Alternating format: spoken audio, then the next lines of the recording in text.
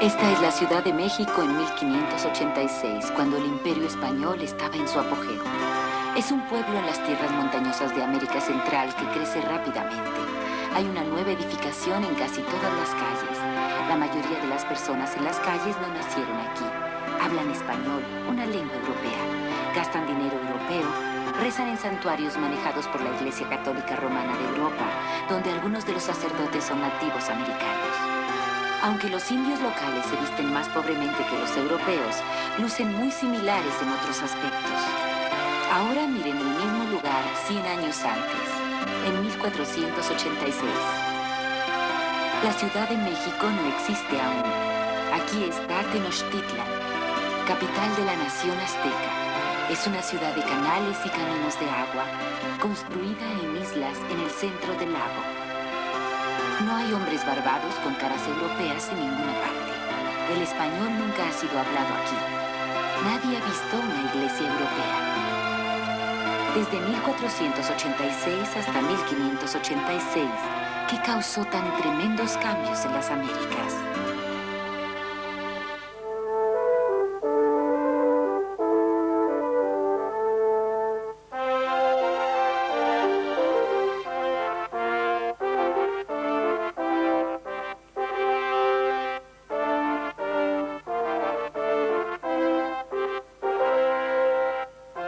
Europa explora las Américas. Viajes al sur y colonización.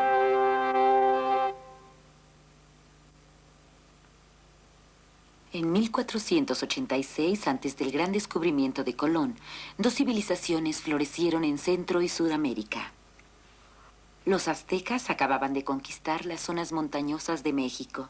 Desde Tenochtitlan, su capital, ellos consolidaron su poder. Tomando parte de los logros de otras civilizaciones que existieron antes de ellos, los aztecas desarrollaron una forma de escritura pictórica que los estudiosos apenas han aprendido a leer recientemente. Sus calendarios fueron tan exactos como cualquiera de los encontrados en Europa. Los artesanos aztecas trabajaban frecuentemente con oro, que aunque era precioso, no se le daba el uso que se le daba en Europa de dinero. Los aztecas fueron guerreros despiadados que torturaban a sus prisioneros de guerra como parte de sus ceremonias religiosas. Debido en parte a sus sangrientas prácticas, los aztecas habían hecho muchos enemigos entre sus vecinos. Pronto, estos enemigos se cobrarían muy caro. Mientras tanto, en el sur, la civilización inca se extendía por los Andes. Su capital era Cusco. Aquí vivía el Inca, rey y dios, que daba órdenes a cientos de oficiales de la corte. Ellos, a su vez, ordenaban las vidas de miles de campesinos. Este sistema tan controlado ayudaba a la gente a unir sus recursos y coordinaba sus sembradíos y cosechas. En el año 1486, el reino Inca era una de las naciones mejor gobernadas del mundo. En contraste con Perú o México, no había una nación unificada en el Caribe, donde muchas pequeñas tribus habitaban estas islas tropicales. En ellas se sembraba y se pescaba para comer. Algunas tribus eran pacíficas, mientras que otras, como las caribes, hacían guerra a sus vecinos. Caribes, incas, aztecas, ninguna de estas tribus habían oído de Europa. Sin embargo, en el lapso de un siglo, Europa terminaría con su forma de vida. En 1492, en el otro lado del Atlántico, nadie estaba buscando las Américas. Las naciones de Europa habían vuelto su atención hacia el este. Ahí la ruta terrestre hacia el lejano oriente había sido capturada recientemente por los turcos. Los europeos ya no disfrutaban de enormes ganancias provenientes de las especias y las sedas. Fue Cristóbal Colón quien sugirió que los barcos podrían navegar por el oeste hacia Asia en lugar de tomar el este. Y cuando encontró tierra a 3000 millas al oeste de Europa, él anunció incorrectamente que había llegado a Asia. ¿Podría ser esta una nueva ruta hacia el lejano oriente? De repente, la atención de Europa se volvió al oeste y sus naciones lanzaron uno de los más grandes esfuerzos exploratorios en la historia. Pero su propósito no era explorar las Américas. Ellos buscaban en esos tiempos navegar hacia el este, a través de las Américas. Uno de los primeros intentos fue hecho por un marinero italiano llamado Americo Vespucio en 1503. Él publicó algunos de los primeros mapas de las costas del Nuevo Mundo. En su honor y sin su autorización, un geógrafo alemán puso el nombre de Américo en un mapa del mundo. Desde entonces, la gente ha llamado al Nuevo Mundo América. 10 años después, Vasco Núñez de Balboa trató de llegar al oeste por un método diferente. Dirigido por los indios locales, cruzó a pie el Istmo de Panamá, donde Norte y Suramérica se unen en un estrecho puente de tierra. Después de una tormentosa travesía por las selvas, Balboa llegó a una playa que da al Océano Pacífico. Caminando hacia el agua, reclamó el océano para España. La suerte no fue buena con Balboa. Traicionado por sus enemigos que sabían que venía ayuda en camino, fue decapitado en una plaza del centro de Panamá en 1517. Al igual que Balboa, Fernando de Magallanes murió lejos del hogar. Él fue un marino portugués que salió de España en 1519. Navegando con 270 hombres, empezó un viaje extraordinario.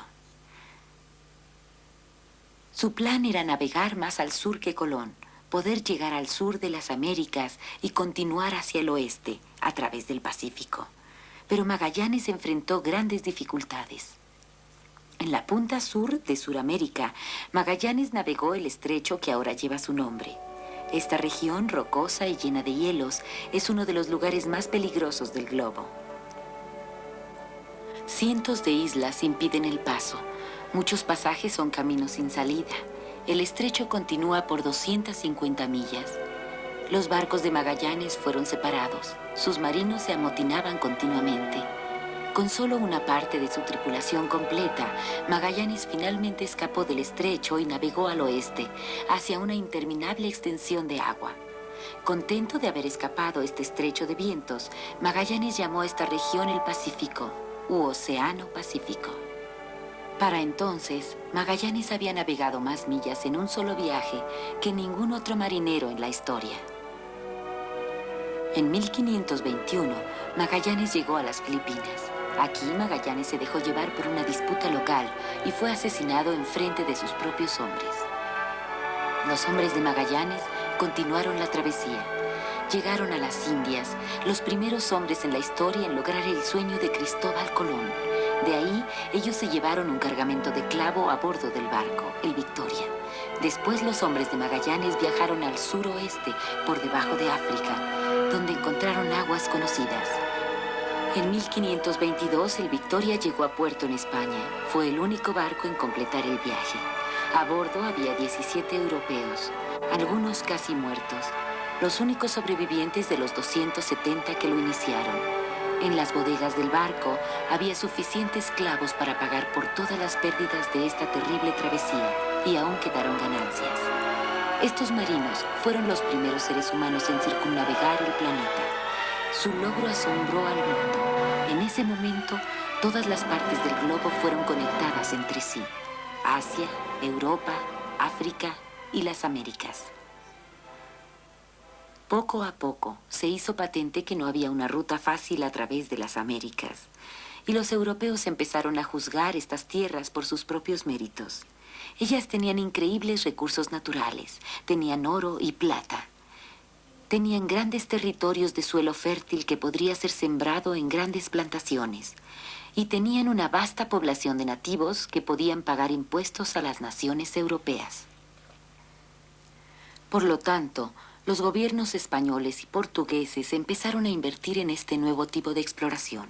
Ahora, en lugar de buscar un camino a través de las Américas, los exploradores penetrarían el interior y reclamarían sus tierras para España y Portugal. Los primeros asentamientos fueron en el Caribe, donde Colón efectuó la mayor parte de su exploración. Muchos asentamientos sembraron cosas como azúcar, la cual los campesinos podían vender en Europa. A través de los siglos, estos sembradíos crecerían y serían grandes plantaciones de españoles, holandeses, franceses e ingleses. Los imperios Inca y Azteca dominaron la porción terrestre. Estas grandes naciones tuvieron que ser conquistadas antes de que Centro y Suramérica pudieran ser habitadas. En 1519, Hernando Cortés, con cerca de 400 españoles, navegaron hacia América Central, buscando tierras que reclamar para el comercio y la colonización. En la costa, Cortés supo por nativos locales acerca de un gran reino hacia el oeste, gobernado por los llamados aztecas. Reclutando nativos de tribus enemigas de los aztecas, Cortés y su ejército marchó al oeste, hacia el Valle de México. Ahí ellos observaron Tenochtitlan, una gran ciudad, grandes edificios saliendo del agua, todos construidos de lodo y piedra. Dentro de la ciudad, el rey Moctezuma esperaba su llegada. Algunos pensaban que los españoles podían ser dioses, en vez de hombres mortales. La relación entre Moctezuma y Cortés se hizo hostil muy pronto. Empezaron las peleas y los aztecas cercaron al ejército de Cortés dentro de la ciudad. Los soldados aztecas atacaron a los españoles mientras trataban de salir de la ciudad. Tanta gente murió en ambos bandos que esta batalla fue llamada la Noche Triste.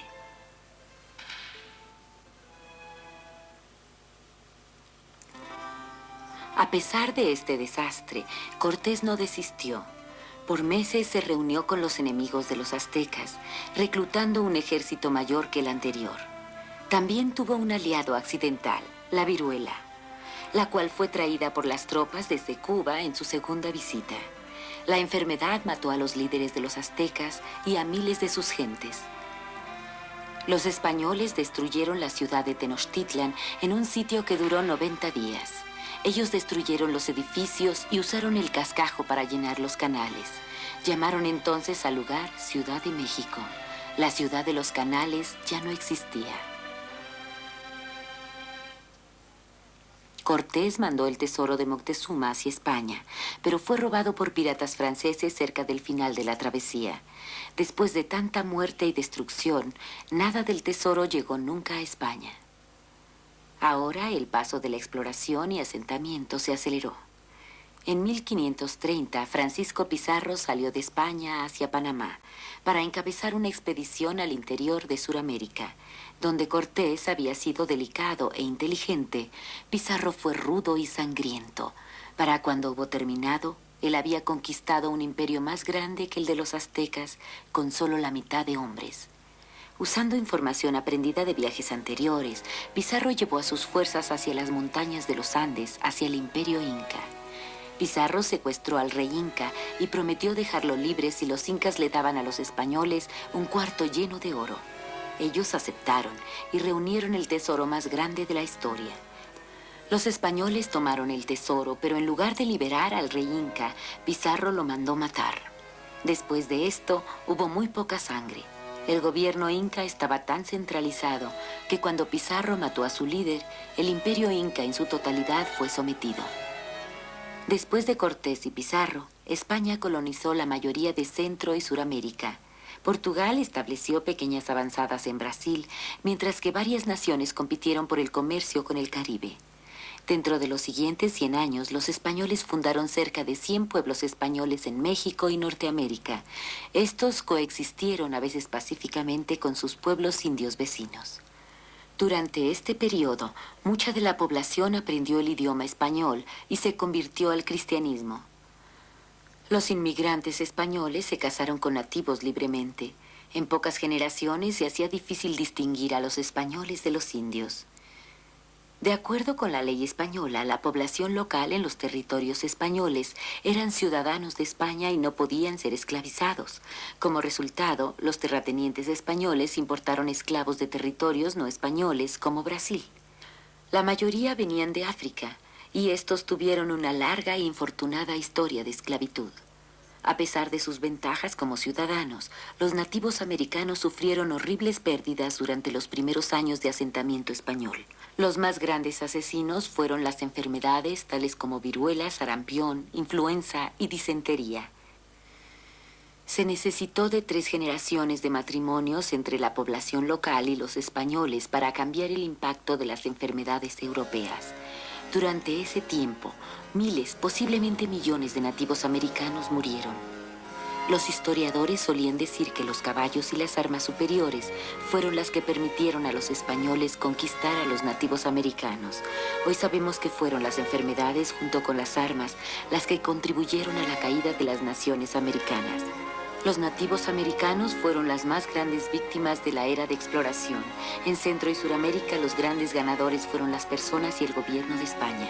En el lapso de un siglo, las inversiones de los viajes de exploración a Centro y Suramérica fueron tan sustanciosas que hicieron de España, al menos temporalmente, la nación más poderosa del mundo.